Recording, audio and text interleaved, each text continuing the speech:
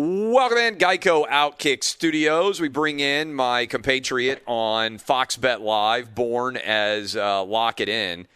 Todd Fuhrman, a pretty unbelievable win by me to be able to lock up the crown. How much did it pain you?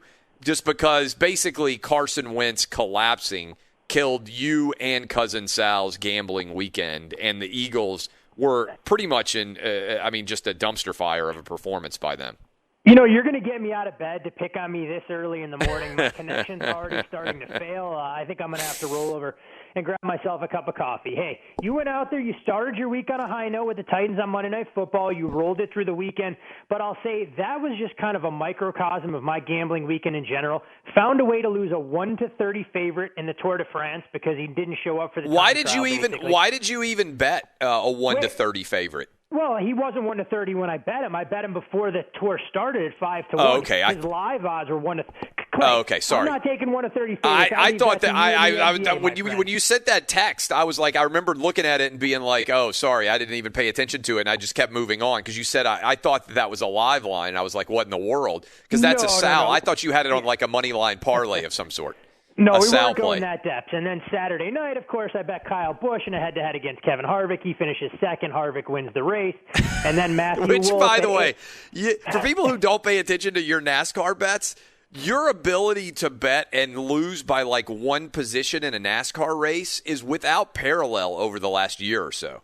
I mean, if they say you don't have bad luck and then you have no luck at all, that's kind of how my gambling has gone to a certain extent. And then layered on top of that, had Matthew Wolff at 80-1 to win the U.S. Open, and he, of course, didn't compete in the final round. But I digress.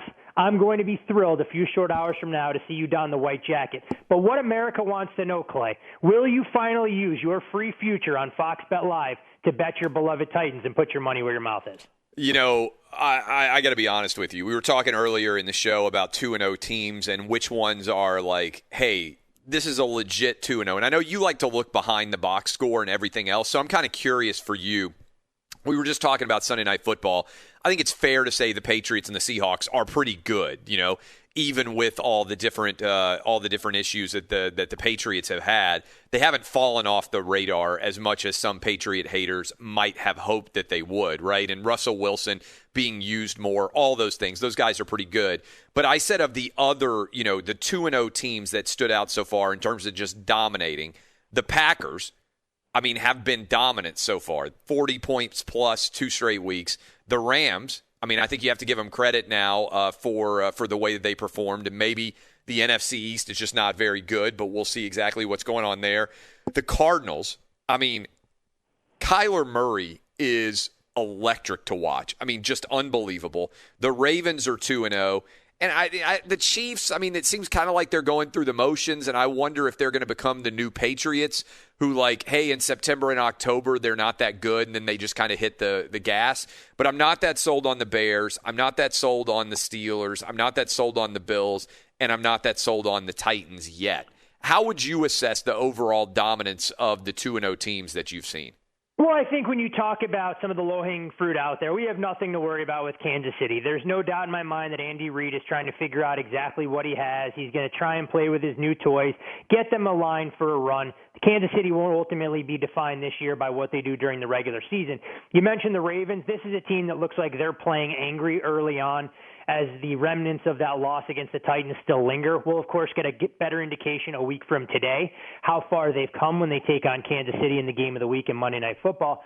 And you mentioned the NFC West. The Rams I didn't expect much from. I think they performed a lot better defensively early on than I anticipated. And you mentioned Kyler Murray. Cliff Kingsbury clearly has a quarterback that can run his system. He is absolutely dynamic and must-see TV because when the play breaks down around him, you see his legs and the ability to extend plays. Green Bay, I'm going to withhold anything blanket. Because you hate the Packers. Just admit it. No, it has nothing to do with hating the Packers. You hate the Packers. You hate the Lambeau Leap. You hate everybody who's in Wisconsin. You hate dairy farmers, cheese, everything associated with Packer universe. Well, you know what? If the Packers go out on Sunday Night Football next week and they beat the Saints on the road, then I'll have to try and recant a little bit. But I still think Green Bay has been the beneficiary of playing two teams that are absolutely lost defensively. Look at the Minnesota Vikings today after their loss yesterday against the Colts. You can look at the way the Detroit Lions completely cratered not only against Green Bay yesterday, but the way they did in the fourth quarter against the Bears. So if Green Bay beats a real opponent, then I'll change my tune. But for now, I think Green Bay is just the toughest Smurf in the worst division of football in the NFC North. We're talking to Todd Fuhrman. You can watch him every single day on Fox Bet Live with me at what time are we on? 5 Eastern, 4 Central, I don't know. It changes 3 Mountain. Yeah, we've moved 3 times. 2 o'clock on the West Coast and I think 5 o'clock on the East Coast with Rachel Bonetta and Cousin Sal. All right, so you're an analytics guy a lot of times too. What did you think about Anthony Lynn's decision not to go for it on 4th and 1 from roughly his own 34, 35-yard line in overtime, given how I think it's fair to say that at that point the Chiefs' offense, whatever malaise they had been under, had been lifted, and they were moving the ball pretty well. Is that a smart play in your mind in any way? I really don't believe so. No, I don't have the charts in front of me to know the exact win probability, but I can use the same team that shares their stadium and how it changed the ultimate outpouring in the Rams and Philadelphia game. The Rams were reeling in the middle of the third quarter. Sean McVay has a 4th and 1 inside the 40-yard line. Yeah. Elects to sneak, and all of a sudden, that was all she wrote for Philadelphia. What was it at that point? Like 24-19, maybe? Yep, it was 24-19 or 21-16. It was a 5-point game. I can't remember exactly where. And Philadelphia had started to build some of the momentum back. He felt the game changing and ultimately made a play which decided the outcome. Similar scenario here. If you're the Chargers and you're more than a touchdown underdog with a rookie quarterback, you know your defense spent a ton of time on the field in the final few minutes of the fourth quarter. We didn't see much of Joey Bosa at all in terms of applying a pass rush once Kansas City got the ball back. Try and win it with your offense in overtime. There's no reason to play scared, especially when you're punting to Patrick Mahomes. It's a much different story if you're playing the Denver Broncos and you're forcing Drew Lock or Jeff Driscoll to drive the field. It really made no sense to me, knowing that their offensive line had some success and you have a big quarterback that can sneak it for a yard. Yeah, not only that, Anthony Lynn said something else that I thought was crazy, and I'm sure some Charger fans who are waking up right now, yes, I know there are some of you out there, they got to be sitting around. The idea that you would stick with Tyrod Taylor if he's healthy is, to me, crazy. I mean, he said that after the game, and I watched Justin Herbert play, and he looked amazing. You know, for a guy who didn't even know he was going to start till a couple of minutes beforehand, went for over 300 yards. I know he'd like to have back that one play where he tried to do too much. He had a first down if he had just kept running. Instead, he tries to throw it downfield, ball gets picked, and then the Chiefs come back 95 yards the other way on their next drive and gets a 2-point conversion to tie it up. If he just takes the first down there, probably, I think there's a decent chance Chargers are in a position to kick a field goal and in a really good position to potentially win that game without having to go to overtime or worry about anything else. But I want that guy out on the field if I'm a Charger fan. Oh, 100%. I'm with you. I think he showed enough today, albeit some of the rookie mistakes that are inevitably going to come with the maturation process, to lead me to believe he should be the starting quarterback as early as next week. Tyrod Taylor is there more as a placeholder than anything else. He's a 31-year-old quarterback whose best attribute are his legs, and he really looked like he had a piano on his back for extended stretches against the Bengals week 1. I was stunned by some of those comments, and I kind of joked that, this was going to be the last we saw of Taylor as a starting quarterback. Let's see if Lynn recants and if the tune changes at all. But for me, when you're the Chargers, knowing that you're staring up in the division at the Kansas City Chiefs, what good does it do you to play Taylor and take a year away from Justin Herbert, potentially getting real live reps with a very good defense and what I think is an underrated offense? Yeah, it is interesting as you kind of look through. The other one that obviously got a lot of attention, and I want to hit this stat again because it blew my mind, and I think as a stats guy you'll hear this, and I don't even know if you've heard this one yet. The Falcons had 39 points, 0 turnovers against the Cowboys. Entering that game on Sunday, teams were 440-0 when scoring 39 points with 0 turnovers since 1933, which is when team turnovers were first started to be tracked, according to the Elias Sports Bureau. That's an truly without precedent what happened in that game between the Cowboys and the Falcons. I mean, their win probability throughout that fourth quarter was north of 99%. And it just tells you how improbable it was for Dallas to become, I believe, the first team to recover an onside kick and go on to win since the Seahawks-Packers playoff game, which would have been back in 2015. Wow. So it's been it's that a hat long. tip. Yeah. It's a hat tip to the Cowboys and how well that they stuck with the game plan despite some early turnovers. They were an absolute mash unit. And for a team synonymous with underachieving, whether you want to point your finger at the Falcons or give the Cowboys credit, this goes a long way in defining a season. But I had not heard some of those numbers. The one stat that I was kind of blown away with watching games going back to the Rams and Eagles, Sean McVay, when taking a lead into the half, since becoming head coach of the Los Angeles Rams, is undefeated. He's 27-0. So for anybody looking at halftime numbers when the Rams have a lead, it's been damn near impossible for teams to try and come back once the Rams have you behind the eight ball after the first 30 minutes. I know you believed the Eagles were going to win in that game, not to rub it in, but let's not focus on the Eagles side. The Rams looked incredible, didn't they? Do you have to reevaluate, maybe go back and look at the Rams again, given how good they looked in week 2, or was it more of an Eagles collapse to you? No, I think it's a combination of factors. I'm not going to take anything away from the Rams' game plan early on. Their offensive script was tremendous. They used a ton of misdirection, including a Robert Woods inside handoff from the wide receiver position to score early on inside the red zone. They used Philadelphia's aggression, which Jim Schwartz is known for, against them. They were able to isolate Tyler Higbee against Nathan Geary a couple times, which led to not one, not two, but 3 touchdown catches. So let's see if the Rams are able to continue that prosperity. They have a tough game next week on the road against the Buffalo Bills. But 2 big wins early on for a team that I thought would be the third best team in the NFC West has definitely opened my eyes. And from an offensive standpoint, they look a lot more like the team that came up short against the Patriots in the Super Bowl than they did last year when they were searching for an offensive identity. This, meanwhile, still all going on while they're trying to figure out who their true number one back is. And after the injury to Cam Akers with a rib, you saw Darrell Henderson kind of take over. And if the Rams are able to provide that dual threat in terms of having the running game and letting Goff operate off play action, they're going to be just fine, especially with the defense led by Aaron Donald. Okay, we're 2 weeks in. We got Monday Night Football, I know, tonight, but let's presume we're 2 weeks in. What has been the biggest surprise to you about what you've seen from the NFL season so far, and what might be your biggest disappointment in terms of teams and performance? Biggest surprise, I think, is the amount of injuries that the 49ers have had to deal with when you look at Nick Bosa, Solomon Thomas, Jimmy Garoppolo expected to miss. We knew their skill position players were hurt. Let's see how inventive Kyle Shanahan can be to try and get this team where they need to go, because there aren't a whole lot of gimmies on that team's particular schedule. Pleasant surprises. I thought Arizona would be better. I didn't think they would be this dominant, at least through the first 2 weeks.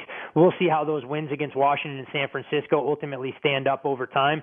And when you talk about disappointments, I kind of expected a little bit more from the Jets. I didn't think they'd be a playoff team, but they look to be an absolute dumpster fire right now, and it leads you to wonder if the Jets were to have the number 1 overall pick, would they ultimately cut ties with Sam Darnold and go in a direction to pick up Trevor Lawrence? Because suddenly Jacksonville, playing under Gardner Minshew's leadership, I mean, this is a team that doesn't have a ton of talent, but they remind me a lot of what the Miami Dolphins were last year, and you watched them probably in their entirety against the Titans. They don't give up. I mean, they're out there, they're showing energy, they're showing intensity, they're just a little bit talent deficient. Let's see how things work that. But biggest disappointment, hands down, is the Philadelphia Eagles, just because they haven't been buttoned up, in my opinion, either of the 2 weeks, and that's so unlike Doug Peterson. I like what I've seen from Gardner Minshew. I mean, he was good enough to win that game on the road against the Titans. It wasn't because of their offensive futility. And I like some of the plays that he makes. He seems to know. I mean, he's got great control in terms of dropping the ball exactly where it needs to be. The throw that he made into the face of a blitz, I don't know if you saw the highlight or were watching it live, but it was 30-23 Titans. And Minshew was 3rd and 9, I think.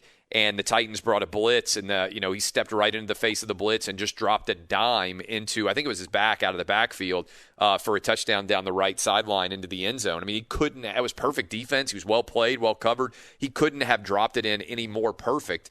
And he had a lot of those throws. Now, he got two balls picked off, a little bit of a bad luck on certainly the one that ended the game, the tip ball. But I don't know. I mean, I'm kind of with you. First of all, I don't think that they're going to be bad enough where they're going to be tanking for Trevor Lawrence, and I thought they might be the way they were unloading talent before the start of the season.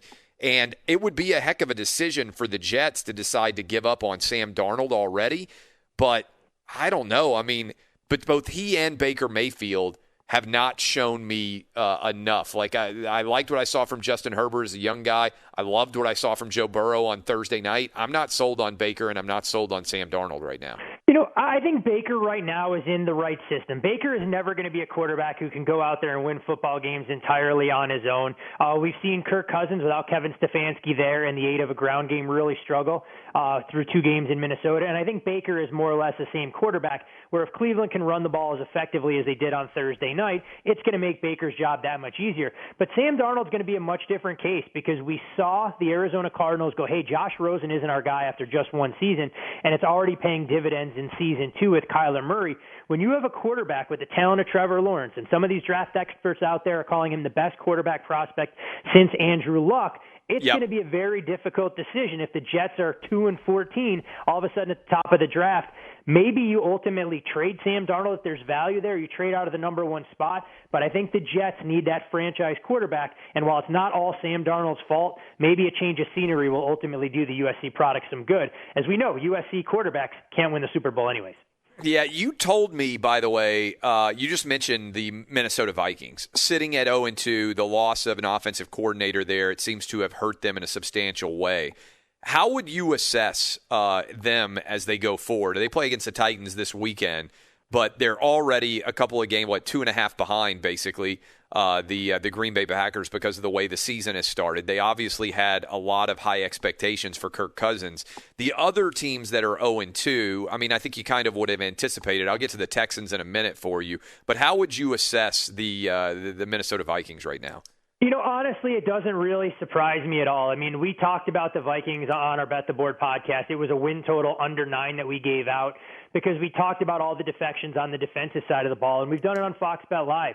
When you lose all of those veteran presences, whether it's Linval Joseph, whether it's Everson Griffin, whether it's Danielle Hunter, who's an elite pass rusher that's on IR, who ultimately will come back, or 3 key contributors in the secondary and bring in fresh faces, it's not an easy defensive scheme to learn. And I think you're seeing the Minnesota Vikings defensively go through those growing pains, and we'll see how they perform with a bounce-back spot potentially Sunday against the Titans before they go out on the road for road dates against the Houston Texans and the Seahawks. But I think offensively, there are bigger concerns there. They parted ways with Stephon Diggs. They obviously drafted Justin Jefferson out of LSU. But we've seen when Adam Thielen has to be the number 1, there's nobody else that scares you offensively. And if the Vikings can't get Dalvin Cook going, they're going to need more depth in the receiving core because Kirk Cousins is only as good as the pieces around you. He's not Russell Wilson and going to elevate the level of play for his subpar skill position talent. Yeah, it's interesting because I wanted to circle back around on this because I wanted to ask you about the Texans. But when you think about the 2 teams that I would say are the most disappointing, and I talked about this earlier in the program, the 2 teams that are the most disappointing at 0-2 to me are the Texans and the Vikings, both of whom were in the playoffs last year and had decent expectations coming into this year. The Texans moved DeAndre Hopkins to the Cardinals. Cardinals now 2-0. The Vikings moved Stephon Diggs to the Bills. The Bills now 2-0. Are we underrating the impact that those 2 wide receivers have had for the teams that traded them away, the Texans and the Vikings? Or do you think it's just coincidental that the teams that have them now are 4-0, the teams that traded them away are 0-4? I think it's a great question and probably still a little bit early to tell with just those 2 guys. I do think for the Houston Texans, whatever they did to infuriate the schedule makers hasn't worked in their favor. When you have to play the Kansas City Chiefs on they got the Nebraska treatment. Yeah, exactly. When they're raising the banner and you follow it up with the Baltimore Ravens, that's a little bit of a different dynamic, but there's no doubt when you look at their point differential at -31, the offense clearly misses that connection between DeAndre Hopkins and Deshaun Watson. Meanwhile, the Vikings, I mean, this was a team who I think we knew was going to go through a transitional state. Let's see if they're able to right the ship. But there's no doubt in this day and age when it's such a pass-heavy league, it's hard to find those bona fide number 1s because they raise everybody else's level of play. And unless you truly have an elite quarterback, which I do think Deshaun Watson is, but not in the case of Kirk Cousins, it becomes extremely difficult to take the lid off of a defense rather than playing in a 15 to 20-yard window. You've been handicapping sports for a long time. How, for the NFL in particular, is COVID and its impact both in terms of home field and also the injuries that might arise because of COVID-related outbreaks? How is that changing the way that you handicap games?